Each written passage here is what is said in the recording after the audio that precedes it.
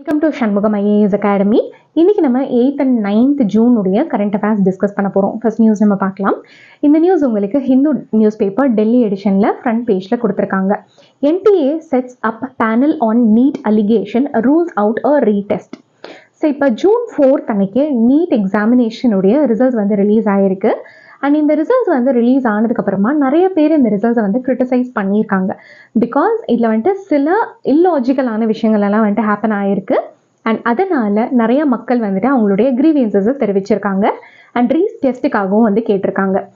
And NTA அதாவது national testing agency வந்து என்ன சொல்லியிருக்காங்க அப்படின்னா, நாங்கள் வந்துட்டு ரீடெஸ்ட் வந்து கண்டக்ட் பண்ண மாட்டோம், வெராஸ் மக்களுடைய அந்த கிரீவியன்சஸை ரெட்ரெஸ் பண்ணுறதுக்காக ஒரு ஹை பவர்டு கமிட்டியை வந்துட்டு நாங்கள் செட்டப் பண்ணுறோம் அப்படின்றத சொல்லியிருக்காங்க.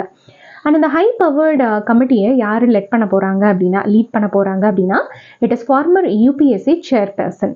ஸோ இந்த ஒரு கமிட்டி அந்த பர்சன்ஸுடைய கிரீவியன்சஸை ரெட்ரெஸ் பண்ணுவாங்க. ஸோ இந்த நியூஸுடைய பேக்ட்ராப்பில் இந்த நீட் எக்ஸாமினேஷன் ரிசல்ட்ஸில் என்னென்னலாம் அலிகேஷன்ஸ் வந்து சார்ட் பண்ணியிருக்காங்க அப்படின்றத பற்றி நம்ம பார்க்கலாம். ஸோ ஜூன் 4th அன்னைக்கு national testing agency NEET UG 2024 ரிசல்ட்ஸை வந்துட்டு ரிலீஸ் பண்ணியிருக்காங்க. அண்ட் இந்த ஒரு நீட் எக்ஸாமினேஷனை ஆல் ஓவர் இந்தியா கிட்டத்தட்ட 2.4 மில்லியன் கேண்டிடேட்ஸ் வந்து எழுதியிருக்காங்க. எப்போ எழுதியிருக்காங்க அப்படின்னா May 5th அன்னைக்கு எழுதியிருக்காங்க. And it was conducted across 571 cities, including 14 centers outside India. So இந்த நீட் எக்ஸாமினேஷன் மூலியமாக நம்மளுடைய கண்ட்ரியில் 700 மெடிக்கல் இன்ஸ்டிடியூஷன்ஸில் அவைலபிளாக இருக்கக்கூடிய MBBS சீட்ஸ், அதாவது 1,08,940 சீட்ஸை இந்த எக்ஸாமினேஷன் ரிசல்ட்ஸ் மூலியமாக வந்து ஃபில் பண்ண போகிறாங்க. அண்ட் இதில் என்ன கன்சர்ன்ஸ் வந்து இருக்குது அப்படின்றத பற்றி நம்ம பார்க்கலாம். ஸோ இந்த ரிசல்ட்ஸ் வந்து ரிலீஸ் ஆன உடனே நிறைய பேர் இதை கிரிட்டிசைஸ் பண்ண ஆரம்பித்தாங்க because of some unusual occurrences. So கிட்டத்தட்ட 67 கேண்டிடேட்ஸ் வந்துட்டு 220க்கு 220 வந்து வாங்கியிருக்காங்க. So this is a very perfect score. And அந்த 67 பேருமே வந்துட்டு ஆல் இண்டியா ரேங்க் 1 வந்துட்டு வாங்கியிருக்காங்க. அண்ட் அது மட்டும் இல்லாமல் ஸோ மார்க்ஸ் பார்த்தோம் அப்படின்னா 718 and 719 இந்த மார்க்ஸ் எல்லாம் வந்திருக்கு. ஸோ ஆக்சுவலி இந்த எக்ஸாமுடைய அந்த ஃப்ரேம் ஒர்க் படி பார்த்தோம் அப்படின்னா இந்த ஒரு ஸ்கோர் வந்து வராது, பட் ஸ்டில் இந்த மார்க்ஸ் எல்லாம் வந்துட்டு ஸ்டூடெண்ட்ஸ் அட்டைன் பண்ணியிருக்காங்க. அண்ட் 2 பெட்டிஷன் வந்துட்டு டிஃப்ரெண்ட் ஹைகோர்ட்ஸில் இது ரிகார்டிங்காக வந்து ஃபைல் பண்ணியிருக்காங்க.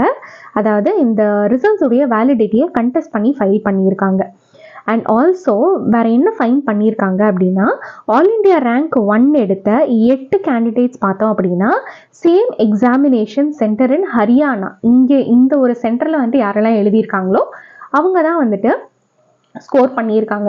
So there is a allegation that இந்த ஒரு பேப்பர் வந்துட்டு லீக் ஆகியிருக்கு அப்படின்றதையும் வந்து சொல்லியிருக்காங்க.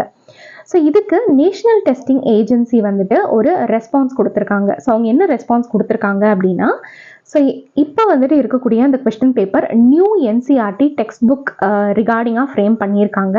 ஸோ வேற நிறையா ஸ்டூடெண்ட்ஸ் வந்துட்டு ஓல்டு NCERT டெக்ஸ்ட் புக்ஸை வச்சு படிச்சிருக்காங்க. ஸோ இப்போ சில கொஸ்டின்ஸ்க்கெல்லாம் பார்த்தோம் அப்படின்னா A or B, A or C அந்த மாதிரி ஆப்ஷன்ஸ் இருக்கும். பிகாஸ் இந்த 2 சோர்சஸ் யூஸ் பண்ணதுனால. ஸோ அதனால் either of the one option வந்து அவங்க யூஸ் பண்ணியிருந்தாங்க அப்படின்னா அந்த மாதிரி கரெக்டாக கொடுத்துருக்காங்க. அப்படி இல்லைன்னா they have assigned 5 marks for all the students who have marked one of the 2 options. So அதனால் ஒரு பர்சன் வந்துட்டு 715 எடுத்திருந்தாங்க அப்படின்னா அந்த பர்சனுக்கு ஸ்கோர் வந்துட்டு 720 வந்துட்டு இன்க்ரீஸ் ஆகிருக்கும். ஸோ இந்த மாதிரி 44 ஸ்டூடெண்ட்ஸுக்கு வந்துட்டு 715 இருந்து 720க்கு ஸ்கோர் இன்க்ரீஸ் ஆகிருக்கு. ஸோ அதனால் அவங்க வந்துட்டு டாப்பர்ஸாக எமர்ஜ் ஆகிருக்காங்க. ஸோ இந்த 718 and 719 அந்த ஸ்கோருமே வந்துட்டு அந்த மாதிரியான ஒரு ரீசனில் தான் வந்துட்டு வந்திருக்கு. அண்ட் ஆல்சோ NTA என்ன சொல்கிறாங்க அப்படின்னா, இப்போ நிறைய டாப்பர்ஸ் வரதுக்கான ரீசன் என்ன அப்படின்னா, நிறைய பேர் வந்து இந்த நீட் எக்ஸாமினேஷன் எழுதுறாங்க அப்படின்றதையும் சொல்லியிருக்காங்க. அதாவது 2023 நம்ம பார்த்தோம் அப்படின்னா கிட்டத்தட்ட 20,38,596 பர்சன்ஸ் வந்து எழுதியிருக்காங்க. அண்ட் இதுவே 2024 எடுத்துக்கிட்டோம் அப்படின்னா 23,33,297 பர்சன்ஸ் வந்து இந்த ஒரு எக்ஸாம் எழுதியிருக்காங்க. ஸோ இந்த நியூஸோடைய பேக்ட்ராப்பில் இந்த நேஷனல் எலிஜிபிலிட்டி கம் என்ட்ரன்ஸ் டெஸ்ட்னா என்ன, அதாவது நீட் எக்ஸாமினேஷன்னா என்ன அப்படின்றத பற்றி நம்ம பார்க்கலாம். ஸோ இந்த நீட் எக்ஸாமினேஷன் வந்துட்டு ஸோ மெடிக்கல் கோர்சஸ், அதாவது MBBS or BDS இந்த அண்டர் கிராஜுவேட் கோர்சஸ்க்கு ஸ்டூடெண்ட்ஸை இன்கல்கேட் பண்ணுறதுக்காக நடத்தப்படக்கூடிய ஒரு எக்ஸாமினேஷன். அது மட்டும் இல்லாமல் போஸ்ட் கிராஜுவேட் கோர்சஸான MD and MS, ஸோ இது வந்துட்டு கவர்மெண்ட் அதுக்கப்புறம் ப்ரைவேட் மெடிக்கல் காலேஜஸில் நம்ம படிக்கிறதுக்காக இந்த ஒரு எக்ஸாமை எழுதுவாங்க. ஸோ இந்த எக்ஸாமுடைய அப்ஜெக்டிவ் என்ன அப்படின்னா ஆல் ஓவர் இந்தியா ஒரு ஸ்டாண்டர்டைஸான ஒரு அட்மிஷன் ப்ராசஸ் வந்து நம்ம கொண்டு வரணும் அப்படின்றதுக்காக தான். அதாவது ஒரு யூனிஃபார்ம் எவாலுவேஷன் சிஸ்டமை கொண்டு வரணும் அப்படின்றதுக்காக கொண்டு வந்திருக்காங்க. ஸோ உங்களுக்கே தெரியும் மெடிக்கல் சீட் வந்து வாங்குறதுல நிறைய கரப்ஷன்ஸ் வந்து இன்வால்வ் ஆகுது. ஸோ அதனால அதெல்லாம் வந்துட்டு கர்ப் பண்ணுறதுக்காக தான் ஒரு யூனிஃபார்ம் எவாலுவேஷன் சிஸ்டம்காக இந்த ஒரு எக்ஸாமினேஷன் கொண்டு வந்திருக்காங்க. ஸோ மினிஸ்ட்ரி ஆஃப் எஜுகேஷனுக்கு பிஹாஃபாக நேஷனல் டெஸ்டிங் ஏஜென்சி தான் இந்த ஒரு டெஸ்ட்டை கண்டக்ட் பண்ணுறாங்க. ஸோ நேஷனல் டெஸ்டிங் ஏஜென்சி பற்றி நம்ம பார்க்கலாம். ஸோ இது வந்து ஒரு ஆட்டோனாமஸ் ஆர்கனைசேஷன். ஸோ இந்த ஒரு ஏஜென்சி பார்த்தோம் அப்படின்னா ஹையர் எஜுகேஷனல் இன்ஸ்டிடியூஷன்ஸ்க்கு இண்டக்ட் ஆகக்கூடிய அந்த என்ட்ரன்ஸ் எக்ஸாமினேஷனை இந்த ஏஜென்சி தான் வந்துட்டு கண்டக்ட் பண்ணுறாங்க. ஸோ இந்த என்டிஏ எப்போ எஸ்டாப்ளிஷ் பண்ணியிருக்காங்க அப்படின்னா நவம்பர் 2017 மினிஸ்ட்ரி ஆஃப் எஜுகேஷன் இதை வந்துட்டு எஸ்டாப்ளிஷ் பண்ணியிருக்காங்க to streamline and standardise the conduct of entrance examination across the country. So இதனுடைய மெயினான அப்ஜெக்டிவ் என்ன அப்படின்னா ஒரு குவாலிட்டியான டிரான்ஸ்பரண்டான என்ட்ரன்ஸ் எக்ஸாமினேஷனை வந்துட்டு கொண்டு வரணும். And also we have to ensure fairness and efficiency in the assessment process அப்படின்றதுக்காக தான் இந்த என்டிஏவை ஒரு தனி ஏஜென்சியாகவே வந்து கொண்டு வந்திருக்காங்க. ஸோ இதனுடைய ஹெட் குவார்ட்டர்ஸ் எங்கே இருக்குது அப்படின்னா நியூ டெல்லியில் ப்ரெசென்ட் ஆயிருக்கு. ஸோ அடுத்த நியூஸ் நம்ம பார்க்கலாம். இந்த நியூஸும் உங்களுக்கு ஹிந்து பேப்பர் டெல்லி எடிஷனில் கொடுத்துருக்காங்க. Himachal to increase prize money for medal winners in sports. So இப்போ ரீசெண்டாக ஹிமாச்சல் பிரதேஷ் வந்துட்டு அவங்களுடைய நியூ ஸ்போர்ட்ஸ் பாலிசியை அனௌன்ஸ் பண்ணியிருக்காங்க ஆன் சாட்டர்டே. அண்ட் இதில் அவங்க என்ன சொல்லியிருக்காங்க அப்படின்னா prize money for medal winners in various institutional championship வந்துட்டு இன்க்ரீஸ் ஆக போகுது அப்படின்றத சொல்லியிருக்காங்க. ஸோ ஒலிம்பிக்ஸில் கோல்டு மெடல் வின்னர்ஸ்க்கு பார்த்தோம் அப்படின்னா ஸோ கோல்டு மெடல் வின்னர்ஸ், அதே மாதிரி வின்டர் ஒலிம்பிக்ஸ், அதுக்கப்புறம் பேராலிம்பிக்ஸ். ஸோ இதில் யாரெல்லாம் வந்துட்டு கோல்டு மெடல் வாங்கியிருக்காங்களோ அவங்களுக்கு 3 crore இதுக்கு முன்னாடி கொடுத்துட்டு இருந்தாங்க. அண்ட் இது வந்துட்டு இன்க்ரீஸ் ஆக போகுது to 5 crore. அதே மாதிரி சில்வர் மெடல் வாங்கினவங்களுக்கு இதுக்கு முன்னாடி வந்துட்டு 2 crore கொடுத்துட்டு இருந்தாங்க. இன்ஸ்டெடாக 3 crores வந்துட்டு கொடுக்க போகிறாங்க. ஸோ அதே மாதிரி பிரான்ஸ் மெடலிஸ்ட்டுக்கு பார்த்தோம் அப்படின்னா இப்போ 2 crore கொடுக்குறாங்க. இதுக்கு முன்னாடி they were getting 1 crore. And அதே மாதிரி நிறைய அத்லெட்ஸ் பார்த்தோம் அப்படின்னா ஏஷியான் கேம்ஸ், அதுக்கப்புறம் பேரா ஏஷியான் கேம்ஸ் இதிலெல்லாம் வந்துட்டு எக்ஸல் ஆவாங்க. அண்ட் அவங்களுடைய ப்ரைஸ் மணி இதுக்கு முன்னாடி கோல்டு மெடல் வாங்கிட்டு இருந்தாங்க அப்படின்னா அவங்களுக்கு வந்துட்டு 50 lakhs கொடுத்துட்டு இருந்தாங்க. ஆனால் இப்போ அது வந்துட்டு 4 crores வந்துட்டு இன்க்ரீஸ் ஆக போகுது. அண்ட் சில்வர் மெடலிஸ்ட்க்கு பார்த்தோம் அப்படின்னா ஸோ 30 lakhs கொடுத்துட்டு இருந்தாங்க. அது வந்துட்டு 2.5 crore வந்துட்டு இன்க்ரீஸ் ஆக போகுது. அண்ட் பிரான்ஸ் மெடலிஸ்ட்க்கு இதுக்கு முன்னாடி 20 lakh கொடுத்துட்டு இருந்தாங்க. இப்போ ₹1.50 crore வந்துட்டு இன்க்ரீஸ் ஆக போகுது. ஸோ இந்த நியூ ஸ்போர்ட்ஸ் பாலிசி கீழே எதுக்காக இந்த மாதிரியான ஒரு ப்ரைஸ் மணி இன்க்ரீஸ் பண்ணுறாங்க அப்படின்னா டுவர்ட்ஸ் தி ஸ்போர்ட்ஸ் அவங்களுடைய இன்ட்ரெஸ்ட்டை டெவலப் பண்ணணும் அப்படின்றதுக்காக இந்த மாதிரியான பாலிசி கொண்டு வந்திருக்காங்க. ஸோ அடுத்த நியூஸ் நம்ம பார்க்கலாம். இந்த நியூஸும் உங்களுக்கு ஹிந்து பேப்பர் டெல்லி எடிஷனில் கொடுத்துருக்காங்க. ISRO set for landing experiment of a reusable vehicle. So இப்போ ரீசெண்டாக ISRO வந்துட்டு so they are all set to carry out the third and final RLV landing experiment. So RLV LEX அப்படின்ற எக்ஸ்பெரிமெண்ட்டை கண்டக்ட் பண்ணுறதுக்கு எல்லா விதத்துலையும் ISRO வந்து தயாராக இருக்காங்க. ஸோ இந்த RLV LEX அப்படின்றது என்ன அப்படின்றத பார்க்கலாம். ஸோ RLV அப்படின்றது என்னன்னா relaunch vehicle. So reusable launch vehicle அப்படின்னு சொல்லுவாங்க. அதாவது நம்ம வந்துட்டு நிறைய சேட்டலைட்ஸை நம்ம வந்துட்டு விடுறோம் இல்லையா, அந்த சேட்டலைட்ஸை நம்ம விடும்போது அதுக்காக நம்ம ராக்கெட்ஸ் யூஸ் பண்ணுறோம். ஆனால் இதுவே அந்த ராக்கெட்ஸ்க்கு பதிலாக நம்ம ரீயூசபிள் லான்ச் வெஹிக்கிள் நம்ம யூஸ் பண்ணோம் அப்படின்னா அந்த சேட்டலைட்டை அந்த குறிப்பிட்ட ஆர்பிட்டில் விட்டதுக்கப்புறமா மறுபடியும் நம்ம ஏர்த்துக்கே வந்துடும். அண்ட் ஏர்த்துக்கு வந்த அந்த ஒரு ரீயூசபிள் லான்ச் வெஹிக்கிளை நம்ம மறுபடியும் வேறு சேட்டலைட்டை யூஸ் பண்ணுறதுக்காக நம்ம யூஸ் பண்ணிக்கலாம். ஸோ இதனால 80% காஸ்ட் ஃபார் லான்ச்சிங் அப்படின்றது வந்து கம்மியாகும். ஸோ இதை வந்துட்டு எல்லா விதத்துலேயும் நம்மளுடைய இந்தியன் ஸ்பேஸ் ஏஜென்சி வந்துட்டு டெஸ்ட் பண்ணிட்டு இருக்காங்க. இதுக்கு முன்னாடியுமே வந்துட்டு இந்த லேண்டிங் எக்ஸ்பெரிமெண்ட் 2 வந்து கண்டக்ட் பண்ணி முடிச்சிட்டாங்க. 1 கண்டக்ட் பண்ணிட்டாங்க, 2 கண்டக்ட் பண்ணிட்டாங்க. இப்போ 3rd எக்ஸ்பெரிமெண்ட்டையும் வந்துட்டு கண்டக்ட் பண்ணுறதுக்கு எல்லா விதத்துலையும் தயாராக இருக்காங்க அப்படின்றத சொல்லியிருக்காங்க. ஸோ இந்த RLV LEX மிஷன்ஸ் அப்படின்றது வந்துட்டு இதில் வந்துட்டு ஒரு அன்மேன்ட் விங்டு ப்ரோட்டோடைப் இது வந்துட்டு இன்வால்வ் ஆகும். அண்ட் இதனுடைய நேம் என்ன அப்படின்னா புஷ்பக். ஸோ இந்த லெக்ஸ் மிஷனில் என்ன பண்ணுவாங்க அப்படின்னா ஒரு குறிப்பிட்ட ஹைட்டுக்கு இந்த RLVயை நம்ம சென்ட் பண்ணிட்டு மறுபடியும் இது வந்துட்டு சேஃபாக லேண்ட் ஆகுதா அப்படின்றத பார்ப்பாங்க. எப்படி பார்ப்பாங்க அப்படின்னா டிஃப்ரெண்ட் கண்டிஷன்ஸில் அது வந்துட்டு திரும்ப வருதா அப்படின்றத பார்ப்பாங்க. ஸோ இந்த லெக்ஸ் 3ல பார்த்தோம் அப்படின்னா இந்த புஷ்பக்கை ஒரு height of 4.5 kilometres and 500 metres to one side of the runway இதை வந்துட்டு விடுவாங்க. ஸோ எப்படி விடுவாங்க அப்படின்னா யூசிங் IAF Chinook ஹெலிகாப்டர் இது யூஸ் பண்ணி தான் வந்துட்டு ரிலீஸ் பண்ணுவாங்க. ஸோ மறுபடியும் இது வந்துட்டு திரும்ப வருதா அப்படின்றத வந்து பார்ப்பாங்க. So this is going to be the RLV LEX 3 mission. So இந்த புஷ்பக் அப்படின்றது முன்னாடியே நான் சொன்ன மாதிரி இது வந்துட்டு ஒரு reusable launch vehicle technology demonstrator. So அதுக்கு வச்ச பெயர் தான் வந்துட்டு புஷ்பக். இது வந்துட்டு இந்தியாவுடைய first uncrewed flying test bed. So இது வந்துட்டு இப்போதைக்கு அந்த டெக்னாலஜியை டெமான்ஸ்ட்ரேட் பண்ணுறதுக்கான ஒரு டெஸ்ட் பேட் தான் இது. அண்ட் இந்த ஒரு டெக்னாலஜியை இஸ்ரோ வந்து கிட்டத்தட்ட 2012 இருந்தே இதை வந்துட்டு டெவலப் பண்ணியிருக்காங்க. அண்ட் இந்த ப்ராஜெக்டோடைய டோட்டல் காஸ்ட் பார்த்தோம் அப்படின்னா it was approximately ₹95 crore. And இதனுடைய ப்ரைமரியான அப்ஜெக்டிவ் என்ன அப்படின்னா நான் முன்னாடியே சொன்ன மாதிரி இது வந்துட்டு லோ எர்த் ஆர்பிட்டில் அந்த சேட்டலைட்ஸை விட்டதுக்கப்புறமா மறுபடியும் இதை நம்ம ரீயூஸ் பண்ணிக்கலாம். So that 80% of the cost வந்துட்டு கம்மியாகும். ஸோ இப்போ இந்த ஒரு இமேஜில் உங்களால் பார்க்க முடியும். ஸோ அது வந்துட்டு லான்ச் பண்ணதுக்கப்புறமா மறுபடியும் அது வந்துட்டு எர்த்துக்கே திரும்ப வந்துடும். ஸோ இப்போ இந்த டெமான்ஸ்ட்ரேட் அந்த டெக்னாலஜியை எப்படி ஒர்க் ஆகுது அப்படின்னு சொல்லி டெஸ்ட் பண்ணுறதுக்காக நிறைய டெஸ்டிங்ஸ் இருக்குது. So different types of testing என்ன அப்படின்னா HEX, LEX, REX and SPEX.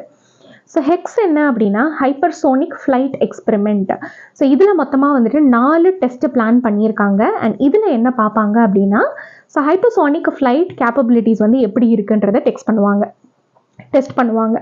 So வேற நம்ம லெக்ஸ் எடுத்துக்கிட்டோம் அப்படின்னா இதில் வந்துட்டு லேண்டிங் எக்ஸ்பெரிமெண்ட்டை டெஸ்ட் பண்ணுவாங்க. ஸோ முன்னாடியே நான் உங்களுக்கு சொன்ன மாதிரி 2 ஆல்ரெடி டெஸ்ட் பண்ணிட்டாங்க. இப்போ வந்துட்டு லெக்ஸ் 3 வந்துட்டு டெஸ்ட் பண்ண போகிறாங்க. ஸோ மொத்தமாக இதில் வந்துட்டு 3 பிளான்டு ஃப்ளைட்ஸ் வந்து இருக்குது. ஸோ இதில் வந்துட்டு autonomous landing technologies for the reusable வெஹிக்கிளை வந்துட்டு டெஸ்ட் பண்ணுவாங்க. அடுத்து வந்துட்டு REX return flight experiment.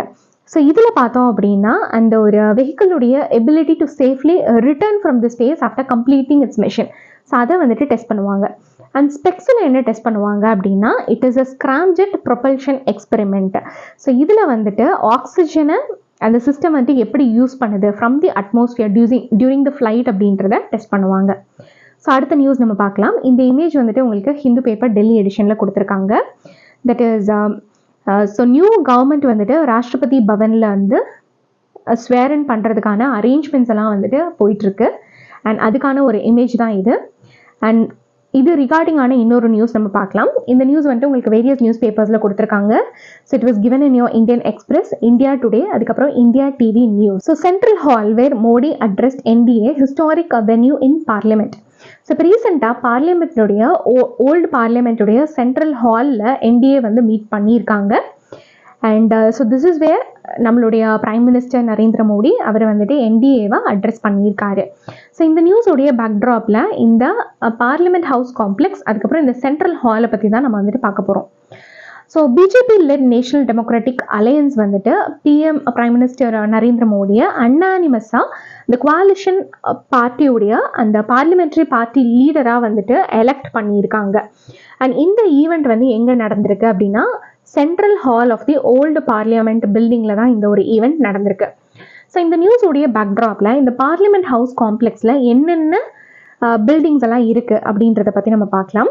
So இந்த பார்லிமெண்ட் ஹவுஸ் காம்ப்ளெக்ஸ் வந்துட்டு it is present in new Delhi. And இந்த காம்ப்ளெக்ஸில் பார்த்தோம் அப்படின்னா டிஃப்ரெண்ட் இம்பார்ட்டண்ட் பில்டிங்ஸ் வந்து இருக்குது. ஸோ என்னென்ன பில்டிங்ஸ் அப்படின்னா த நியூ பார்லிமெண்ட் ஹவுஸ் இப்போ லாஸ்ட் இயரில் வந்து ஓப்பன் பண்ணாங்க இல்லையா, அந்த நியூ பார்லிமெண்ட் ஹவுஸ் இருக்கும். அடுத்து வந்துட்டு ஓல்டு பார்லிமெண்ட் ஹவுஸ். அண்ட் அடுத்து வந்துட்டு iconic circular building that has now renamed as constitution house.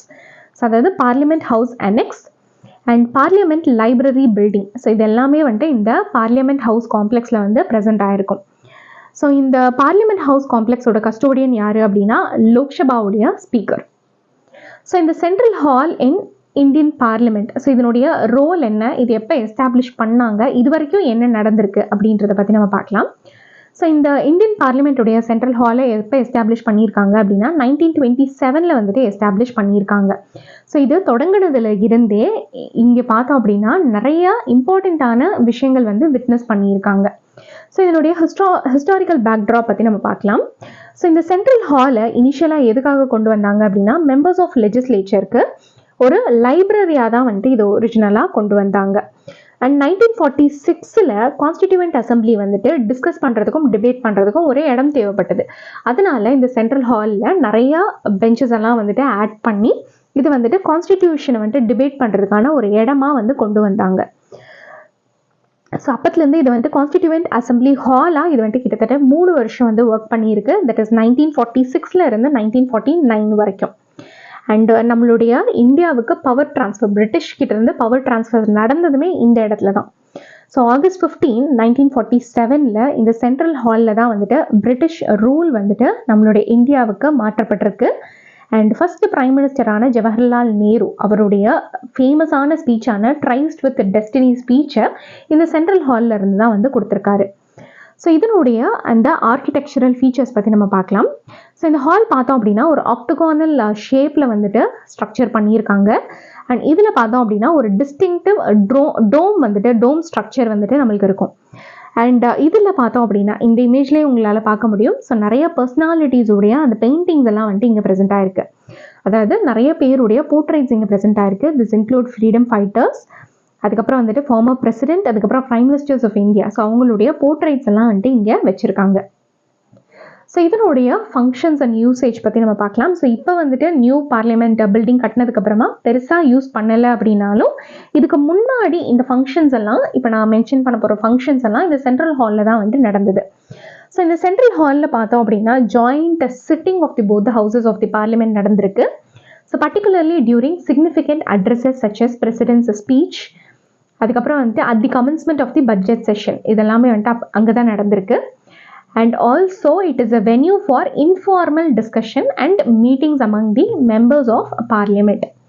And நிறையா ceremonial occasions வந்து இங்கே நடந்திருக்கு, including a swearing in of president, அதுக்கப்புறம் வந்துட்டு prime ministers. அண்ட் அடுத்து பார்த்தோம் அப்படின்னா மற்ற கண்ட்ரீஸோடைய ஹெட்ஸ் ஆஃப் ஸ்டேட்டை வந்துட்டு அட்ரஸ் பண்ணுறதுக்கும் இந்த ஒரு ஹாலை யூஸ் பண்ணியிருக்காங்க. ஸோ இப்போ லேட்டஸ்ட்டாக யார் வந்து வந்திருக்காங்க அப்படின்னா மார்ச் 2021 இன்டர் பார்லிமெண்ட்ரி யூனியனுடைய பிரசிடென்ட்டான துவார்டே பாச்கோ. ஸோ இவங்க தான் வந்துட்டு அட்ரஸ் பண்ணியிருக்காங்க. அண்ட் இதுக்கு முன்னாடி பார்த்தோம் அப்படின்னா நவம்பர் 2010 யுனைடெட் ஸ்டேட்ஸுடைய பிரசிடெண்ட்டாக இருந்த பராக் ஒபாமா. ஸோ அவர் வந்துட்டு அட்ரஸ் பண்ணியிருக்காரு இந்த சென்ட்ரல் ஹாலில். ஸோ அடுத்த நியூஸ் நம்ம பார்க்கலாம். இந்த நியூஸ் உங்களுக்கு ஹிந்து பேப்பர் டெல்லி எடிஷனில் சயின்ஸ் பேஜில் கொடுத்துருக்காங்க. So what is the national health claim exchange? So இப்போ ரீசெண்டாக ஹெல்த் மினிஸ்ட்ரியும் insurance regulatory and development authority of India IRDAI இவங்க 2 பேரும் கொலாபரேட் பண்ணி ஒரு நேஷனல் ஹெல்த் கிளைம் எக்ஸ்சேஞ்ச், அதாவது NHCX வந்துட்டு லான்ச் பண்ணியிருக்காங்க. ஸோ இந்த நியூஸுடைய பேக்ட்ராப்பில் ஸோ இந்த ஒரு பிளாட்ஃபார்ம் எதுக்காக கொண்டு வந்திருக்காங்க அண்ட் இப்போ வந்துட்டு இன்சூரன்ஸை எப்படி கிளைம் பண்ணுறாங்க அப்படின்றத பற்றி நம்ம பார்க்கலாம். ஸோ நம்ம எல்லாத்துக்குமே வந்துட்டு இந்த ஒரு எக்ஸ்பீரியன்ஸ் இருக்கும்.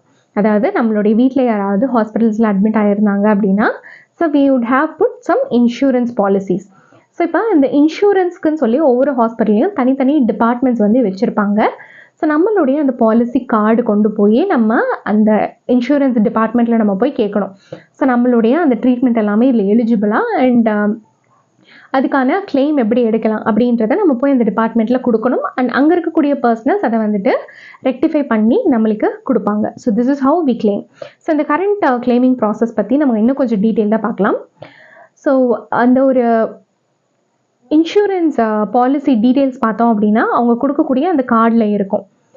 அண்ட் ஹாஸ்பிட்டல்ஸ் வந்து இந்த ஒரு கிளைமிங் ப்ராசஸை எப்படி அசஸ் பண்ணுவாங்க அப்படின்னா ஒவ்வொரு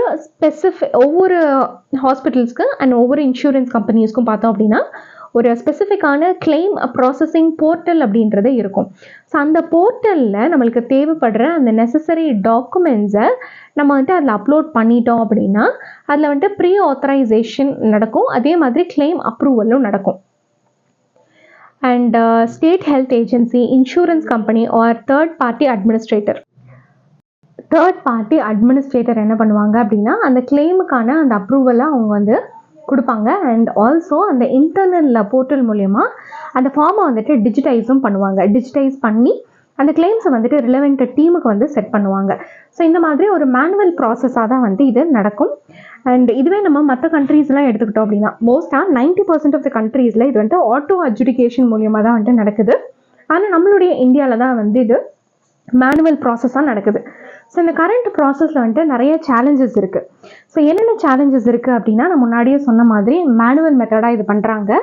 அண்ட் இந்த ப்ராசஸ் வந்துட்டு ஒவ்வொரு இன்சூரர்ஸ்க்கும் அண்ட் ஒவ்வொரு தேர்ட் பார்ட்டி அட்மினிஸ்ட்ரேட்டர்ஸ்க்கும் வந்துட்டு டிஃப்ரெண்ட் மெத்தடாலஜிஸ் அவங்க வந்துட்டு யூஸ் பண்ணுறாங்க. ஒவ்வொருத்தருக்குன்னு சொல்லி அந்த தனி போர்ட்டல் இருக்கும். ஒவ்வொருத்தருடைய அந்த கிளைமிங் ப்ராசஸ் வந்துட்டு டிஃப்ரெண்ட்டாக இருக்கும். So all over the India ஒரு அக்ராஸ் தி ஹாஸ்பிட்டல் சிஸ்டம் ஒரு ஸ்டாண்டர்டைஸ்டான ஒரு ஈகோ சிஸ்டம் அப்படின்றது இல்லை. ஸோ அதுக்காக தான் இந்த ஒரு நேஷ்னல் ஹெல்த் கிளைம் எக்ஸ்சேஞ்சை வந்து கொண்டு வந்திருக்காங்க. ஸோ இந்த ஒரு எக்ஸ்சேஞ்ச் பார்த்தோம் அப்படின்னா இது வந்துட்டு ஒரு கம்யூனிகேஷன் ப்ரோட்டோகால். ஸோ இதில் வந்துட்டு ஹெல்த் கிளைம் இன்ஃபர்மேஷன் அப்படின்றது டிஃப்ரெண்ட் பிளேயர்ஸ், அதாவது இன்சூரன்ஸ் கம்பெனிஸ், டிபிஏ, அதுக்கப்புறம் வந்துட்டு கவர்மெண்ட் ஸ்கீம் ப்ரொவைடர்ஸ், ஸோ இவங்க எல்லாத்துக்குமே வந்துட்டு காமனாக ஒரு இன்ஃபர்மேஷன் ப்ரொவைட் பண்ணக்கூடிய ஒரு பிளாட்ஃபார்மாக இருக்கும். ஸோ அவங்களுக்கு மட்டும் இல்லாமல் hospitals, laboratory, polyclinics, beneficiaries and other entities எல்லாத்துக்குமே தேவைப்படக்கூடிய அந்த இன்சூரன்ஸ் இன்ஃபர்மேஷனை வந்துட்டு கொடுக்கக்கூடிய ஒரு காமனான ஒரு பிளாட்ஃபார்மாக இது வந்துட்டு இருக்க போகுது. ஸோ இதை எப்படி டிசைன் பண்ணியிருக்காங்க அப்படின்னா இன்டர்ஆப்பரபிளாக, மெஷின் ரீடபிளாக, ஆடிட்டபிளாக, அதுக்கப்புறம் வந்துட்டு வெரிஃபையபிளாக இதை வந்துட்டு கொண்டு வந்திருக்காங்க. ஸோ இதனால வந்துட்டு என்ன பெனிஃபிட் அப்படின்னா அந்த இன்சூரன்ஸ் கிளைமிங் எஃபிஷியன்சி இது வந்துட்டு இன்க்ரீஸ் பண்ணும். அதே மாதிரி predictability and transparency in health care காஸ்ட்டை வந்துட்டு இது கொண்டு வரும். அண்ட் இந்த ஒரு எக்ஸ்சேஞ்சு கொண்டு வரதுனால கவர்மெண்ட் ஆஃப் இந்தியா வந்து என்ன சொல்லியிருக்காங்க அப்படின்னா so there is going to be a new timeline mandate அப்படின்றது சொல்லியிருக்காங்க. அதாவது ஆல் கேஷ்லெஸ் இன்சூரன்ஸ் கிளைம் வந்துட்டு அந்த ஹாஸ்பிட்டல் வந்துட்டு டிஸ்சார்ஜ் ஆத்தரைசேஷன் பண்ண உடனே ஒரு 3 மணி நேரத்தில் வந்துட்டு ரிசீவ் பண்ணிடணும் அப்படின்றது வந்துட்டு சொல்லியிருக்காங்க. And this is going to be a mandatory one. And July 31 வந்துட்டு டெட்லைன் கொடுத்துருக்காங்க. அண்ட் இந்த டெட்லைனுக்குள்ளே அவங்க நெசசரி சிஸ்டம் அண்ட் ப்ராசஸை அப்டேட் பண்ணணும் அப்படின்றதையும் சொல்லியிருக்காங்க. ஸோ அடுத்த நியூஸ் நம்ம பார்க்கலாம். இந்த நியூஸ் உங்களுக்கு யூனிசெஃப் உடைய அஃபிஷியல் பேஜில் கொடுத்துருக்காங்க. அண்ட் இப்போ ரீசெண்டாக வந்துட்டு child nutrition report of 2024 UNICEF வந்து ரிலீஸ் பண்ணியிருக்காங்க. அண்ட் இந்த ரிப்போர்ட்டை பற்றி நம்ம பார்க்கலாம். இந்த ரிப்போர்ட்டில் பார்த்தோம் அப்படின்னா லோ அண்ட் மிடில் இன்கம் கண்ட்ரீஸில் இருக்கக்கூடிய சில்ட்ரன், ஸோ இவங்களுடைய அந்த சைல்டு ஃபுட் பாவர்ட்டி வந்து எப்படி இருக்குது அப்படின்றத வந்து சர்வே பண்ணியிருக்காங்க. ஸோ யூனிசெஃப் வந்துட்டு சைல்டு ஃபுட் பாவர்ட்டியை வந்துட்டு டிஃபைன் பண்ணுறாங்க. ஸோ அவங்க எப்படி டிஃபைன் பண்ணுறாங்க அப்படின்னா ஒரு சைல்டால் அந்த ஏர்லி சைல்டுஹுட், அதாவது ஃபஸ்ட்டு 5 years ஆஃப் லைஃப்பில் அதுக்கு வந்துட்டு தேவைப்படக்கூடிய அந்த நியூட்ரிஷியஸான ஃபுட், அதுக்கப்புறம் வந்துட்டு டைவர்ஸ் டயட் வந்து கிடைக்காம இருக்கிறது தான் வந்துட்டு சைல்டு ஃபுட் பாவர்ட்டி அப்படின்னு சொல்லி சொல்கிறாங்க. அண்ட் இந்த ஒரு ரிப்போர்ட்டில் என்ன ஹைலைட்டிங்கான விஷயங்கள் சொல்லியிருக்காங்க அப்படின்றத பற்றி நம்ம பார்க்கலாம். ஸோ அண்டர் ஏஜ் 5ல் ஸோ 1 in 4 சில்ட்ரன் பார்த்தோம் அப்படின்னா அரவுண்ட் த வேர்ல்டு வந்துட்டு they are experiencing severe food poverty அப்படின்றத வந்து சொல்லியிருக்காங்க. அதாவது கிட்டத்தட்ட 27% of the children under the age of 5 or 181 million children வந்துட்டு சிவியர் ஃபுட் பாவர்ட்டியில் இருக்கிறதா சொல்லியிருக்காங்க. And over 2/3 of the 181 million young children பார்த்தோம் அப்படின்னா சவுத் ஏஷியா, அதுக்கப்புறம் சப்சஹாரன் ஆஃப்ரிக்கா ரீஜனில் வந்துட்டு dwell பண்ணுறாங்க. With 20 countries accounting for 65% of the children living in severe food poverty. So அந்த கண்ட்ரீஸ் வந்து என்னென்ன கண்ட்ரீஸ் அப்படின்னா it is Afghanistan, Bangladesh, China, Cote d'Ivoire, the Democratic Republic of Congo, Egypt, Ethiopia, Ghana, India, Indonesia, Myanmar, Niger, Nigeria, Pakistan, Philippines, Somalia, South Africa, Uganda, United Republic of Tanzania and Yemen. So அடுத்த news நம்ம பார்க்கலாம். இந்த news உங்களுக்கு the Hindu பேப்பரில் கொடுத்துருந்தாங்க. India, south Korea, US, Japan, EU launch biopharmaceutical alliance. So இப்போ ரீசெண்டாக வந்துட்டு சாண்டியாகோவில் பயோ இன்டர்நேஷ்னல் கன்வென்ஷன் 2024 வந்து நடந்திருக்கு. அண்ட் இந்த ஒரு கன்வென்ஷனில் பார்த்தோம் அப்படின்னா இந்த பயோஃபார்மசியூட்டிக்கல் அலையன்ஸ் வந்துட்டு இனாகிரேட் பண்ணியிருக்காங்க. ஸோ இந்த அலையன்ஸில் யார் யாரெல்லாம் இருக்காங்க அப்படின்னா it is India, south Korea, Japan, United States of America, European Union. So இவங்க எல்லாருமே வந்து இருக்காங்க. ஸோ இந்த ஒரு அலையன்ஸ் வந்து எதுக்காக கொண்டு வந்திருக்காங்க அப்படின்னா ஸோ பயோஃபார்மசியூட்டிக்கல் செக்டாரில் வந்துட்டு அந்த சப்ளை செயினுடைய ரிசைலியன்ஸை இம்ப்ரூவ் பண்ணணும் அப்படின்றதுக்காக இந்த ஒரு அலையன்ஸை கொண்டு வந்திருக்காங்க. ஸோ உங்களுக்கே தெரியும், so during the COVID-19 time period so இந்த பயோஃபார்மசியூட்டிக்கல் செக்டாரில் சப்ளை செயின் கேப்ஸ் வந்து நிறையா இருந்தது. ஸோ இந்த COVID-19 டைம் பீரியடில் வந்துட்டு there was lockdown, right? So அதாவது இன்டர்நேஷ்னல் லெவல்லையும் சரி, டொமஸ்டிக் லெவல்லையும் சரி நிறையா கன்சைன்மெண்ட்ஸ் வந்துட்டு நிறைய இடங்களுக்கு மூவ் ஆகலை. ஸோ இப்போ நம்மளுடைய இந்தியா அதிகமான ட்ரக்ஸ் வந்து ப்ரிப்பேர் பண்ணாலும் மோஸ்ட் ஆஃப் தி அந்த ஆக்டிவ் ஃபார்மசியூட்டிக்கல் இன்க்ரீடியன்ட் வந்து நம்மளுக்கு சைனாலேருந்து தான் வந்தது. ஸோ COVID-19 அந்த லாக்டவுன் இருந்ததுனால நம்மளால நிறைய ட்ரக்ஸை வந்து ப்ரிப்பேர் பண்ண முடியல. So there is a supply chain gap. So இந்த சப்ளை செயின் கேப்பை வந்துட்டு கர்ப் பண்ணணும், இது வந்துட்டு ரொம்ப ரிசைலியண்ட்டாக மாற்றணும் அப்படின்றதுக்காக தான் இதை வந்துட்டு கொண்டு வந்திருக்காங்க.